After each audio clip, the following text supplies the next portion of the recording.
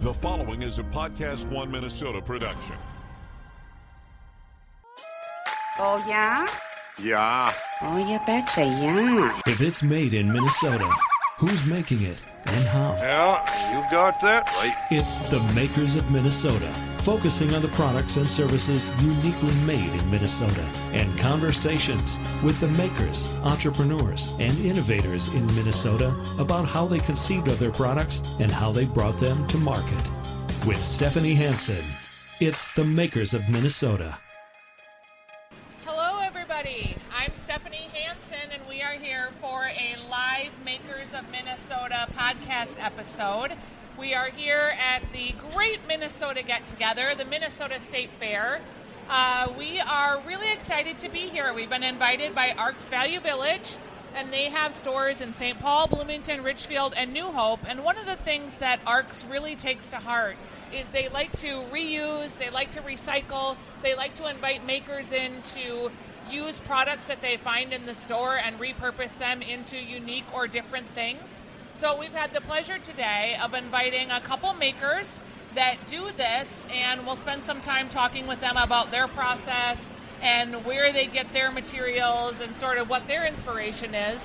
We'll also talk a little bit with Molly King from Arks Value Village, and she'll share with us a little bit about why she's interested in the maker story.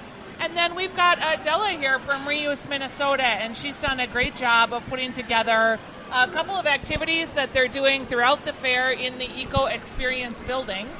So that is our program that we will be putting together today.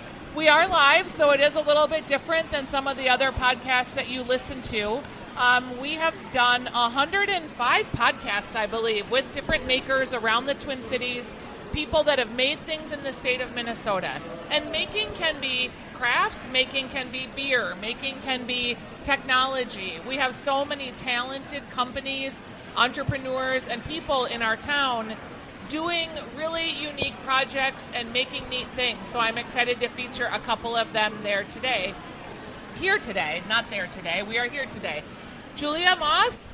Hello, thank you. We are with Julia Moss from Julia Moss Designs. And Julia, you have a really unique process for taking silver that has got new purpose, new life. If you've got like your mom's old platter or her creamer set or just even silverware that you never get an opportunity to use, you have found a way to repurpose it. Will you tell us a little bit about your process? Absolutely. So it all started with my grandmother's tray. It's an old vintage silver tray. And I decided that it needed to have a new life, and I came up with a process to strip it down and bring it back to life in full wattage color, we like to say. So it's wonderful to take these vintage pieces that everybody has from their grandparents, their aunts and uncles, that's sitting around in a box at home, and it's wonderful to be able to redo them in color. I like to say we bring them back to life. So when you took your mom's tray or your grandma's tray, Yes. Were you feeling anxious about, like, is this sterling silver? Is this plate? I don't know. Am I going to ruin it forever? You know, I definitely thought about that piece as well as this was my grandmother's tray. How would she feel knowing that I'm altering it? But at the end of the day, it was sitting home doing nothing but collecting dust and tarnished. So I knew that she would love the fact that, number one, we were using it, and number two, that we're talking about her all the time and the memories and all of the old family get-togethers and things like that. And I knew it wasn't sterling silver, Sure. and I knew it was silver plate. And these days, the value for silver plate is very little. Yeah. So as far as repurposing it, you're not losing the value of the piece. You're just enhancing it. I just have to tell you, I brought you a couple pieces. I brought you a bowl, a tray. And when I look at these pieces that, again, were sitting in a drawer, that were my mom's, that I would have never used, and I put, like, my fruit in it or I entertain in it, at the holidays, I get so much joy. Absolutely. And that's what it's all about. It's about keeping the pieces in your family handing them down to the younger generation because our kids don't want the silver. They don't know how to use it or And they entertain. don't entertain in that way. It's a little less formal. Absolutely. And it's really fun to do something in our bubble gum, which is a hot pink color. Yeah. And you have that people really love it. cool Tiffany blue, too. That would be our most popular color. Is it really? It is. That and then bubble gum, and then it's kind of a toss-up. So one of the things that you do is you go out and you thrift yourself and you go antiquing and you find some of these pieces that you then make and put in the store and resell. Absolutely. So it started out where I would go to different estate sales. I would go thrifting. I've been to art stores, and I've been to many of them. I've found some fantastic pieces there. I also have people that source them for me because I really am pretty particular about what I like to have in this store, certain pieces. And then I have the next generation of silver for people that want to bring their pieces in. And I always hear, and I try to act as a confessional because people are worried that their relatives might be upset that they're taking the silver and redoing it. But again, I always remind them that it's all about using them and enjoying the pieces and keeping them in the family. And frequently people say, I just donated, I got rid of all of my pieces, and I always remind them they can always go thrifting. They can go to Arts and find pieces, or there's usually a box of silver sitting somewhere hidden in their home. And one of the things that I think is really cool about what you do is you have a real sense of design and a style for color. Thank you. And you change the colors that you offer your customers. Absolutely. So twice a year we do our color wheel event where we retire old colors and then we introduce our new colors. So we always have a core color selection, and then at our color wheel event this year, which will be mid-September, we're introducing 3 new colors that are beautiful and really very deep gem tones, so they'll be beautiful for the holidays. And that's available for People's Silver as well as the pieces that will be in the store. So can you give just a general idea of, let's say, a medium-sized serving tray? Sure. What would something like that cost to apply your treatment? Absolutely. So it starts at $40, and that's roughly for the size of a sugar or creamer. Yep. Which is wonderful because they are perfect little bud vases or to put a succulent in. Yeah, you have some really cute ones in the store. Thank and also to give like as a gift because it's Absolutely. a really easy gift. For sure. And they're all, for the most part, one of a kind. So that makes it a little bit more special and unique. And then it goes up to $120 for a really large tray, like a tea service tray.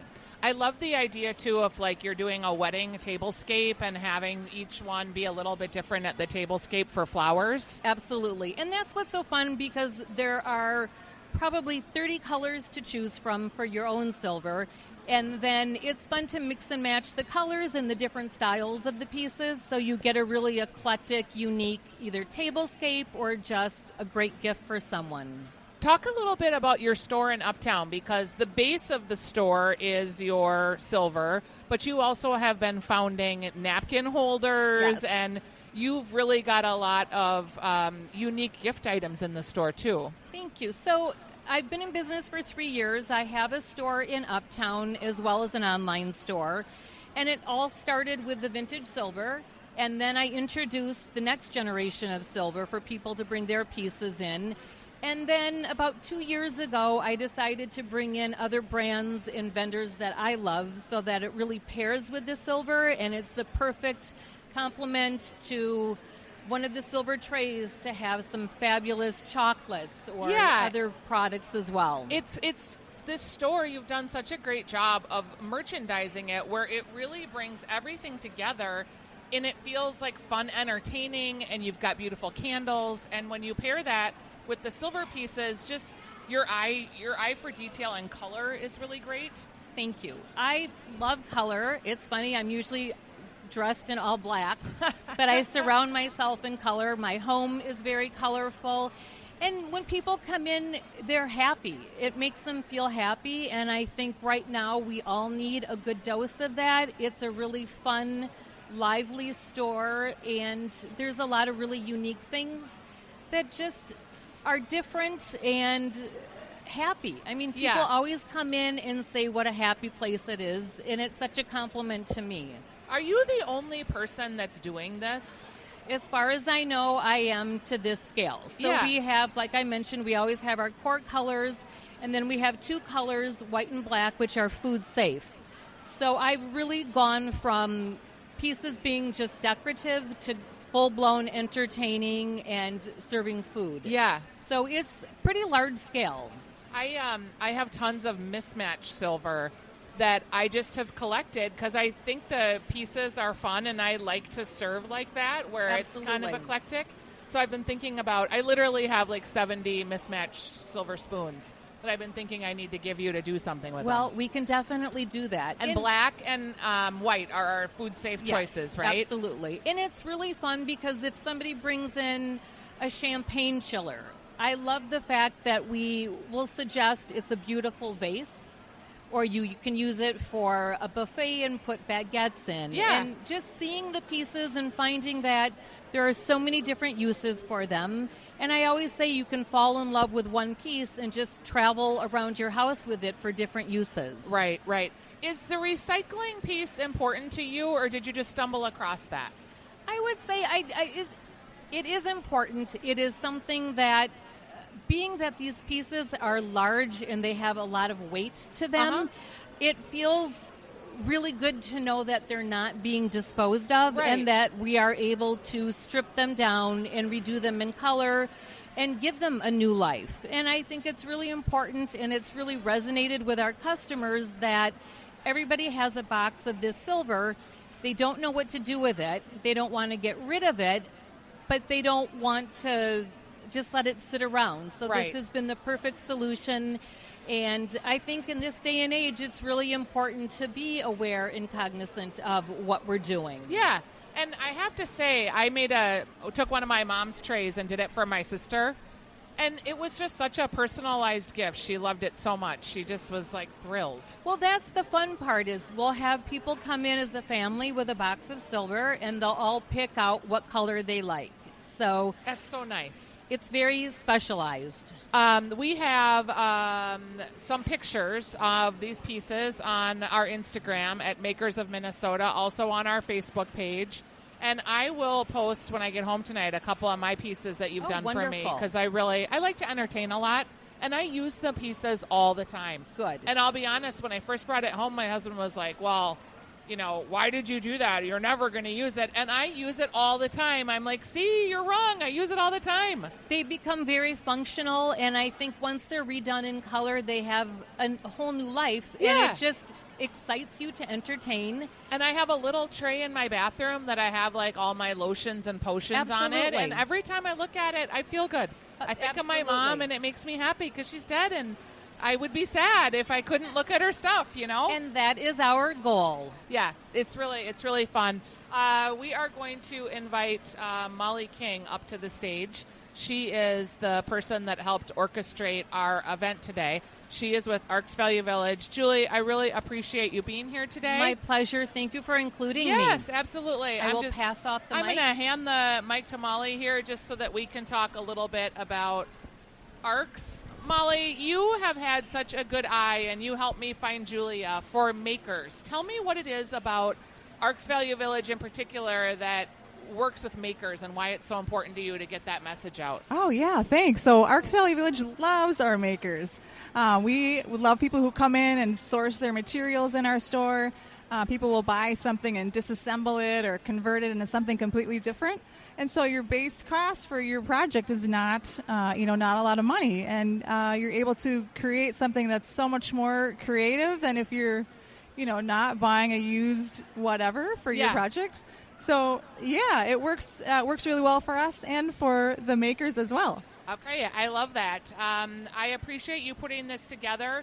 We are your guest today. We are in the Eco Experience, and we're also the guest of the Minnesota Pollution Control Agency and Reuse Minnesota. Arks Value Village, we know they love makers, and makers love Arks Value Village. I've gotten to talk to a couple of them. And the coolest part of Arks Value Village is they turn your shopping dollars into programs supporting people right here in the Twin Cities, people with disabilities. Together, we'll make something if we're working with Arks Valley Village, right? Thank you guys both for being here today. Really appreciate you being a guest on the Makers of Minnesota and having us out here live at the State Fair. Julia, it's been my pleasure. Mine as well. Thank you.